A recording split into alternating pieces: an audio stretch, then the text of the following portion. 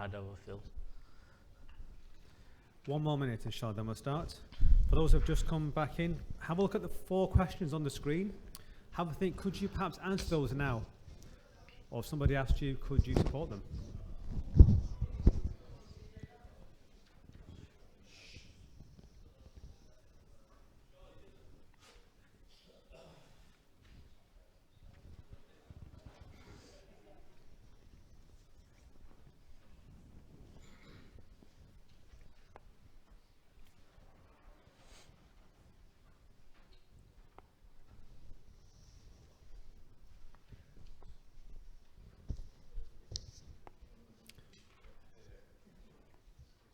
Five more seconds.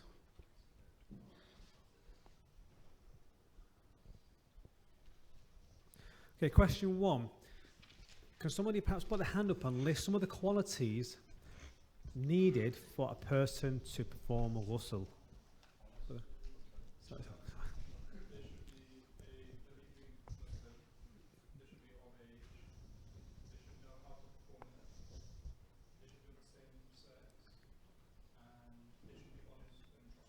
Fantastic, well done, full marks, mashallah. Question number 2. Who, under any circumstance, cannot, I say cannot, perform the ghusl? Sorry, one at a time, sorry. I think your hand was first. Yes. That's right, yes, so male for male and vice versa, jazakallah, well done. Question 3, during the ghusl itself, which body part or parts are always covered, Brother Asif?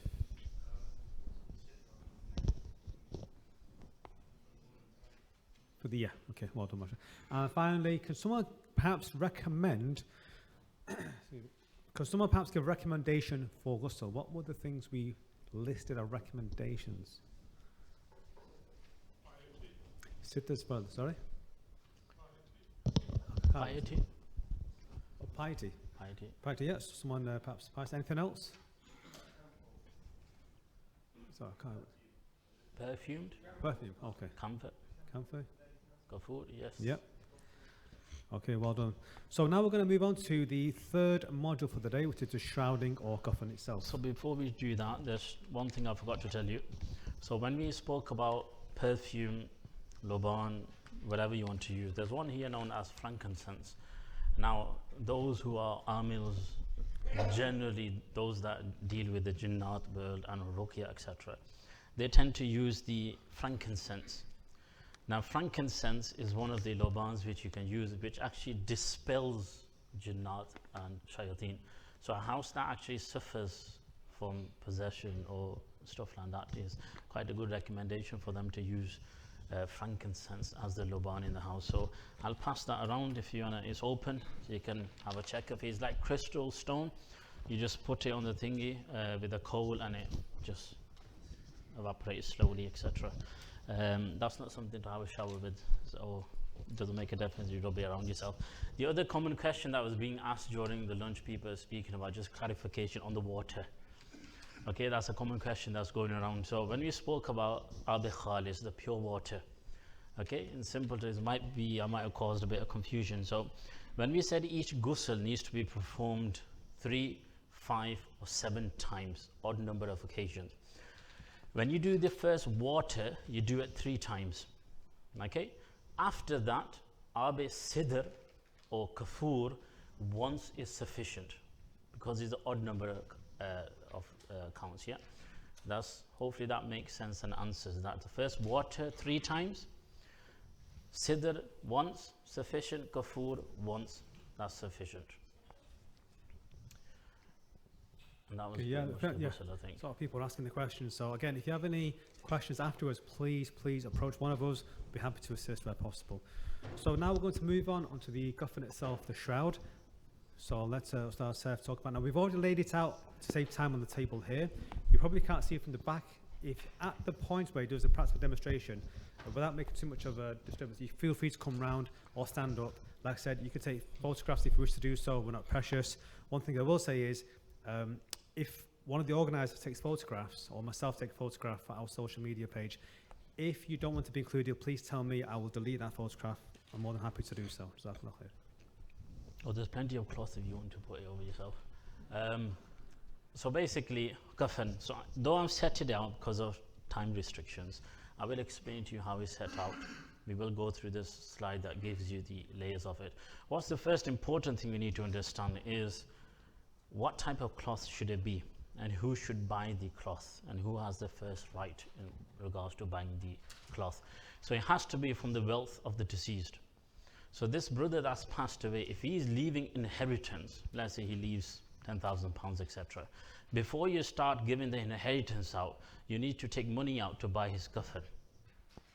Okay, it's not from you, it's from the inheritance of this individual. That's the first right, the preference, it is from his actual thingy, okay, that he's leaving about. It should be clean, should be large enough to cover the body, should be unstitched, just like when you go to Umrah, what people normally do is they use the ihram and they keep it after Umrah, they say bury me in this.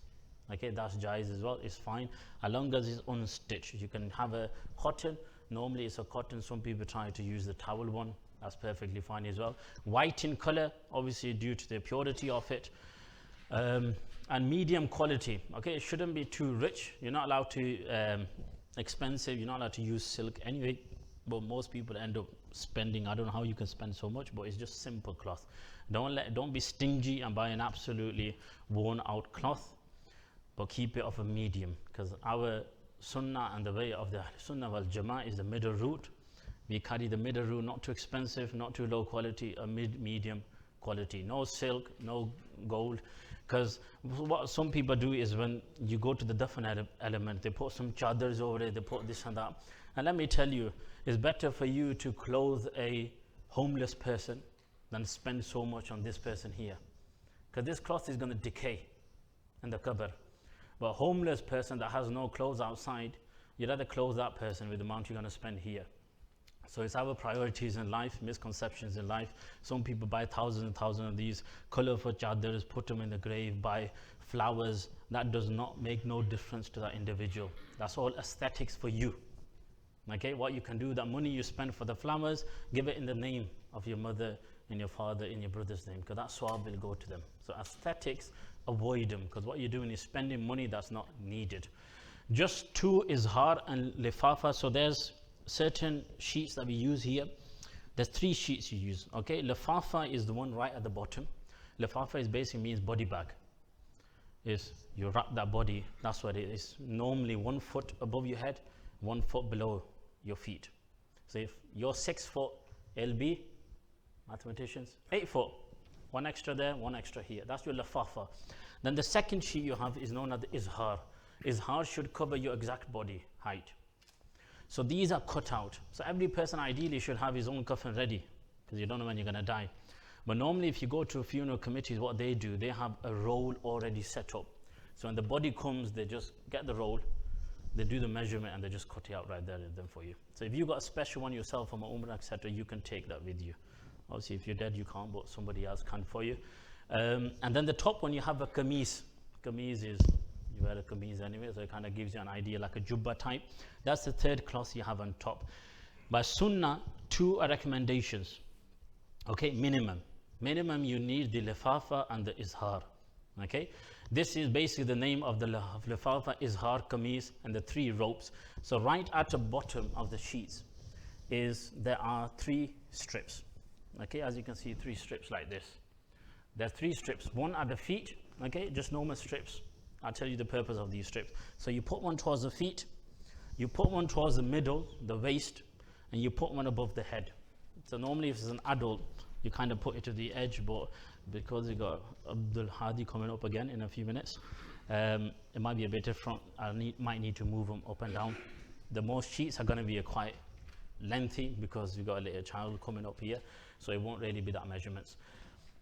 That's the thing of it. You'll get that in the slides. Okay, what is really important is just knowing the names. That's all it is, just to identify. Lifafa is hard with the kameez on top. Now the kameez here, what you normally do is you cut is double. Okay, everything else is single. This kameez is double. There's a layer there, and there's a layer. So I just doubled it over. 1 cloth there and 1 cloth here.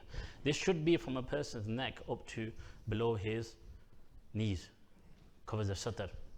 And what you would normally do is you make a cutting at the top, as you can see, I just cut that much element this way and cut it that way.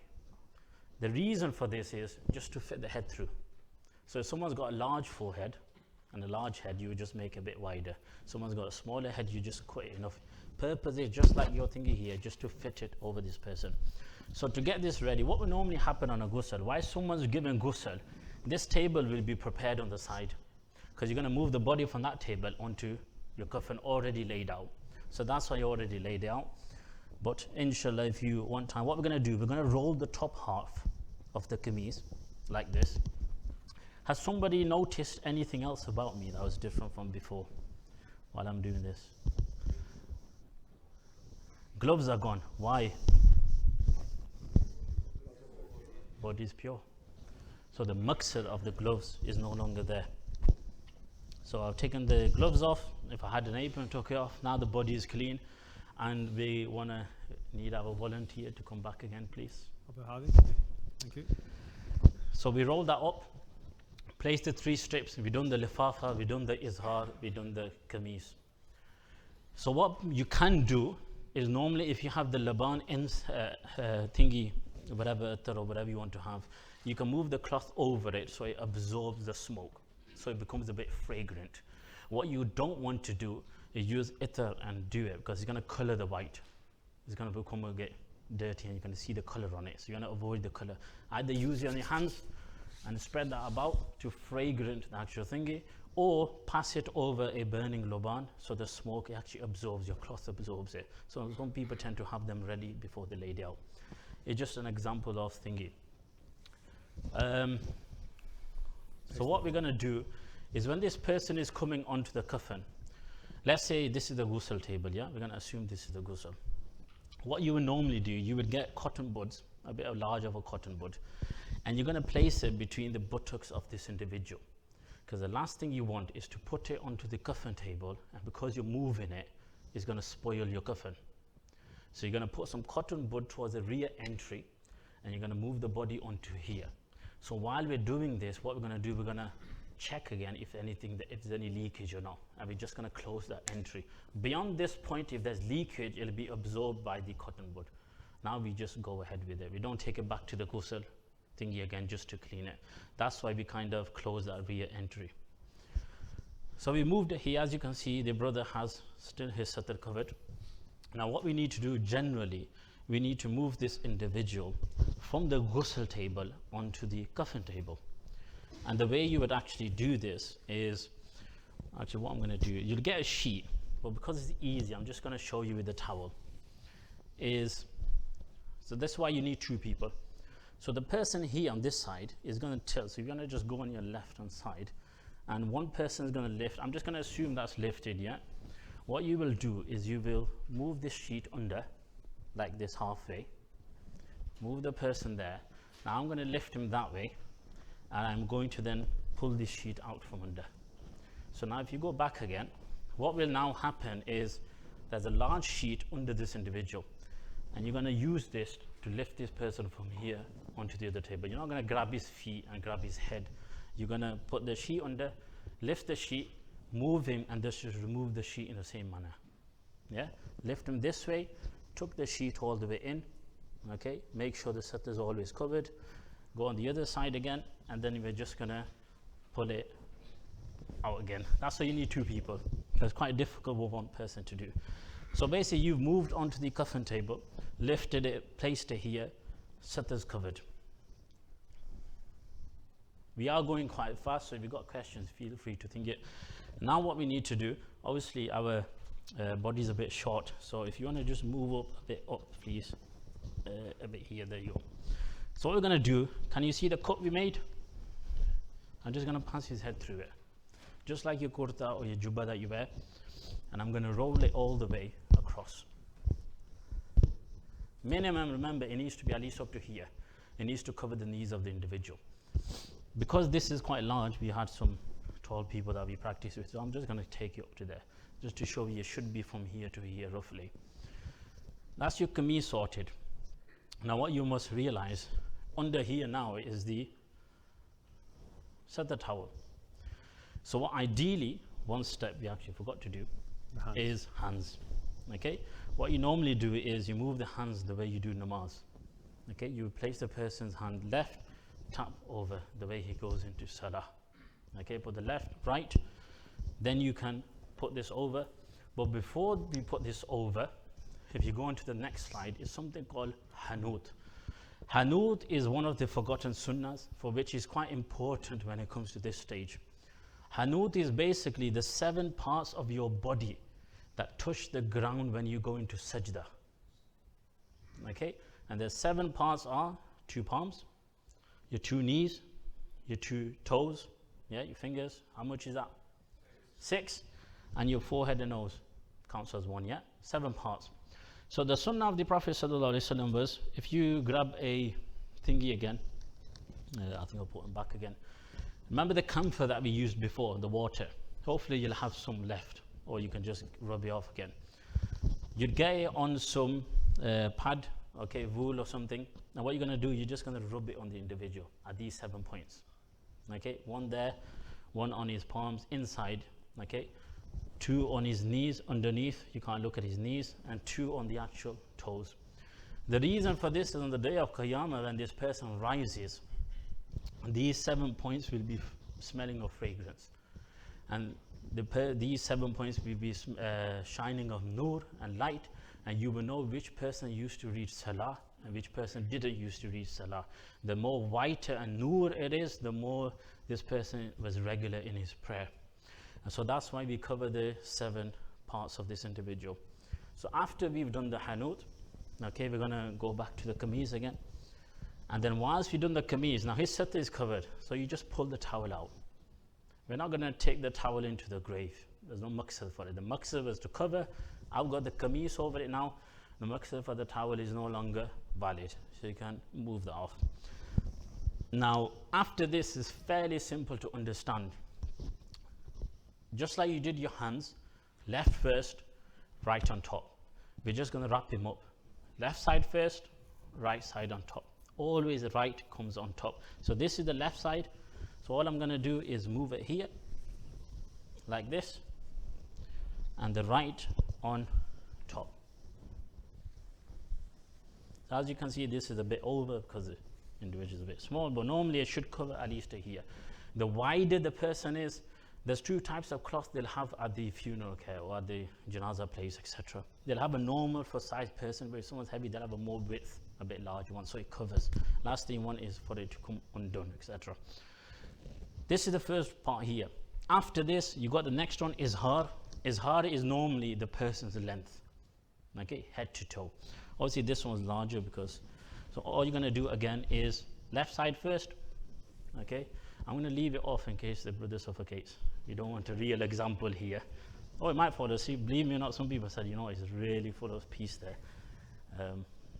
If you ever get mixed up with the order, remember they copy the hands in salah, left, then right, left, then right, left, then right, with all the cloths. So we got that.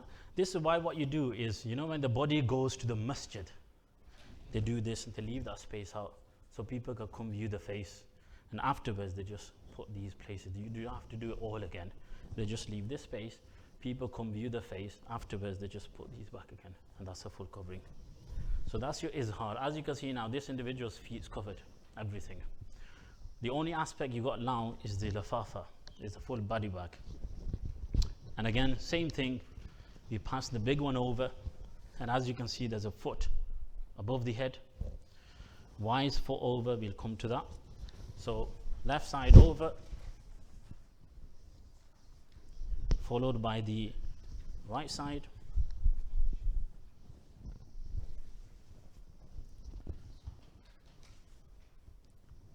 Just like that. Now, strips. What's the purpose of strips?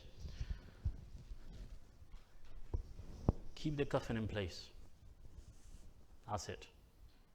So normally what used to happen, you used to lift it on the beer, on the, you know, the manji for some people back home, or a bed or whatever you want to say. And if it's windy outside, there's chances the Kaffan might become undone. So you just give it a bit of a quick tie, so nothing becomes undone. Especially important for sisters and women. You don't want the Kaffan to become undone again, okay? Especially when there's Gair Mahram there. And again, below the feet and above the head. The reason we do this is because these are now, we're going to use this to lift the person and put him into the grave. That's the only purpose of these strips, to create this entry and to keep the kaffan in place. So we're going to lift it from here. Obviously, once that's closed, you're going to lift it from there. One brother there, one there, put him into the grave. Yes. Remember, the toes were already tied. If it comes here, if it goes, you would undo it then, because you have to make sure the water goes under the tying of the thingy. So what was the maqsad of tying the toes? To keep them together. So now that the body has been still and dead for so long, it's not going to move about. It's become stiff. So you can undo the tying of the toes when it gets onto the ghusl table. It's up to he. If you find the feet keep going this way, you can tie him now for the kaffan to keep him in place. But the maqsad of the tying was only just to keep it ready for this kaffan element here. It's called rigor mortis, isn't it? It's called rigor mortis, I believe. There's a biological name when the body goes stiff. So like the jaw we said was tied. You can take it off afterwards. It won't move after a while. Sorry, carry on. That's pretty much your kaffan. As simple as that. So have I rushed it? Or is it quite simple, to be honest? Once you place it in the grave, you remove these strips. Because the maqsad is being fulfilled.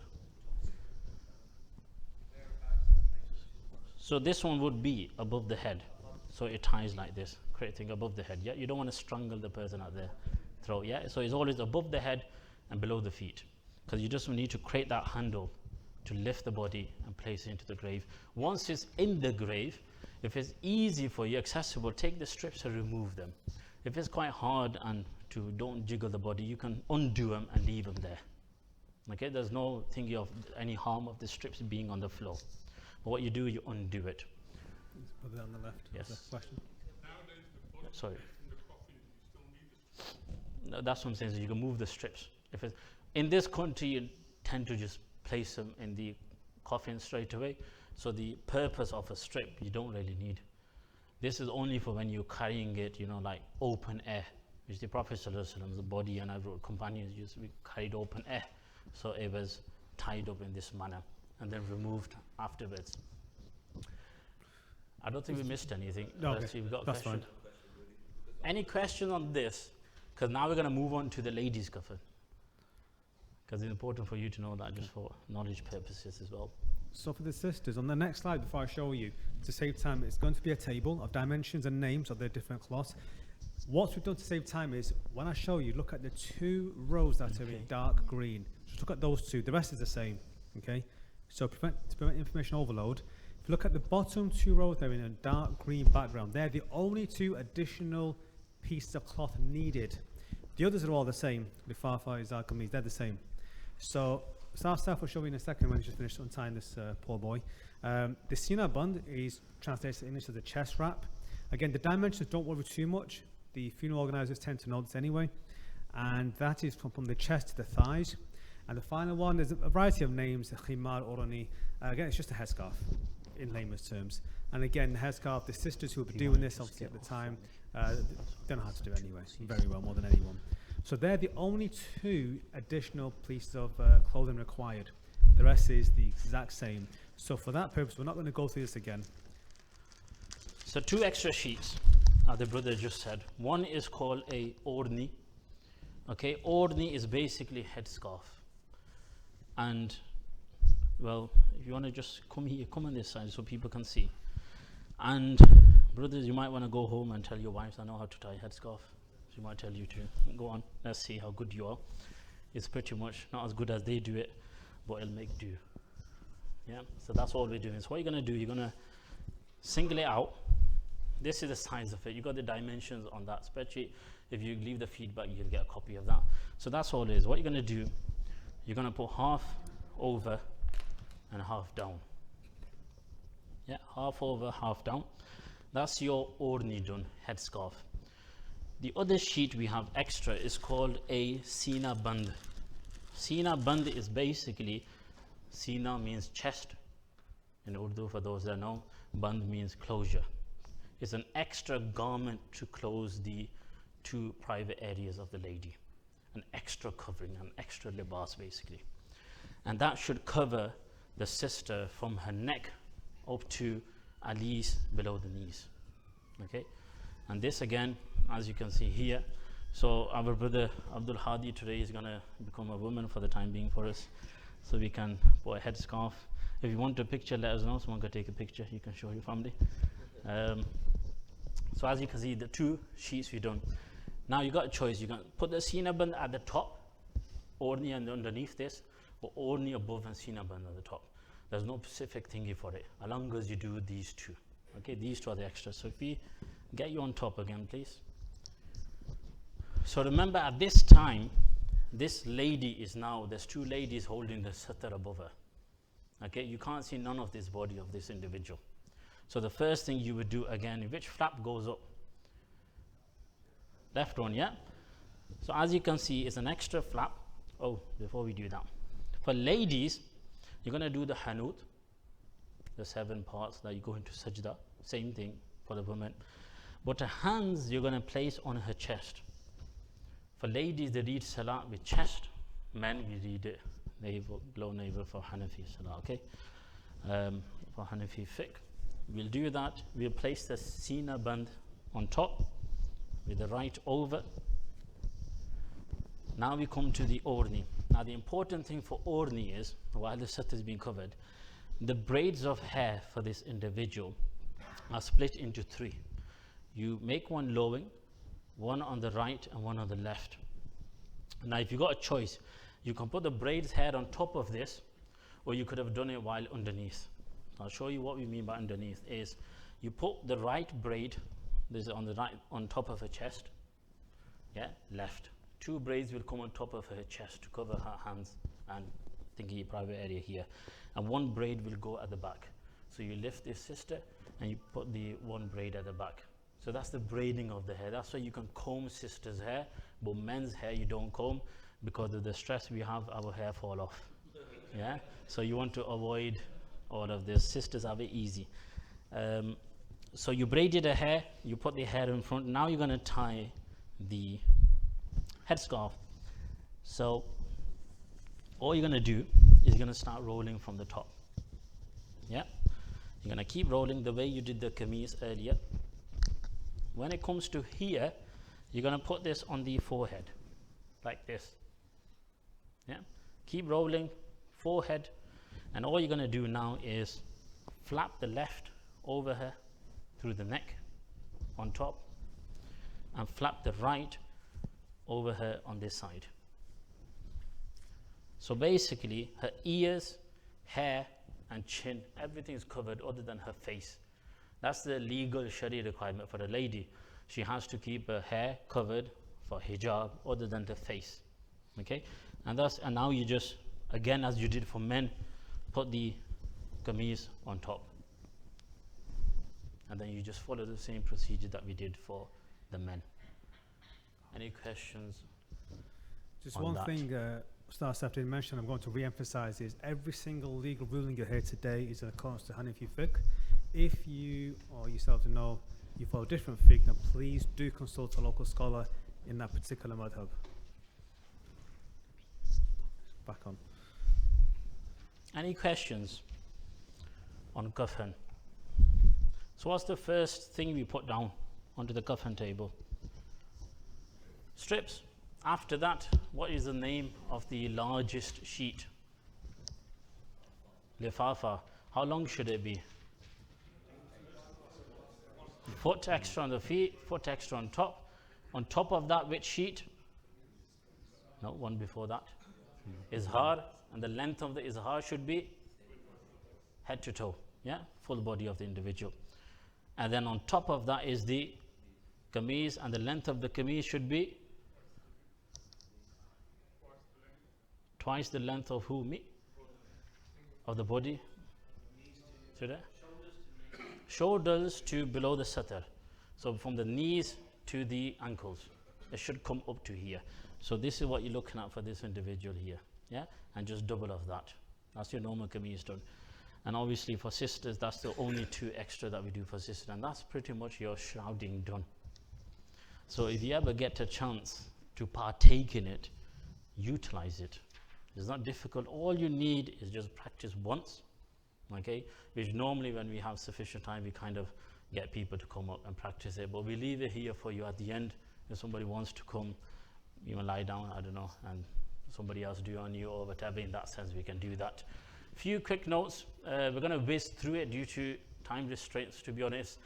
If you're taking it to the house, make sure only the mahram see the body. Okay, who are the mahram? We're going to come on to it next. Mahram basically are these. Mahram means it is haram for you to marry. Okay, so for a boy, it is who? His mother, sister, daughter, grandmother, okay, ascendancy and descendancy in the girls, and nieces and nephews. Okay, we're not going to go too deep into foster, this and that. They count as well, or step, etc. But normally that's, and for a sister, it is the husband, the father, grandfather, brothers, uncles, sons, and grandsons. This is your list of mahrams. These people, it is haram for you to marry. Because it's haram for you to marry, it is jaiz for them to see your body and your face.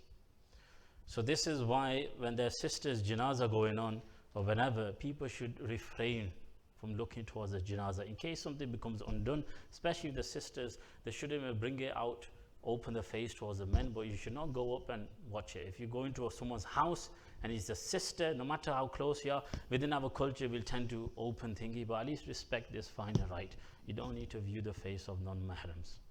Okay, families can. Should not be kept open after the kaffan is come on. Obviously we spoke about it. Only remove the face as and when people want to see. Cover it back on again. Now, like we said, after the ghusl is done, kaffan is gone. If you got time till the janazah salah, if janazah is in a few hours, people can now recite Quran around this, because it's a tahir body. It is a clean body. There's nothing stopping you from reciting anything around here. And that's pretty much your kaffan done. So I think what we'll do now is we're going to skip about the Salat al-Janazah, because this can be learned anywhere in any masajid, and I'm sure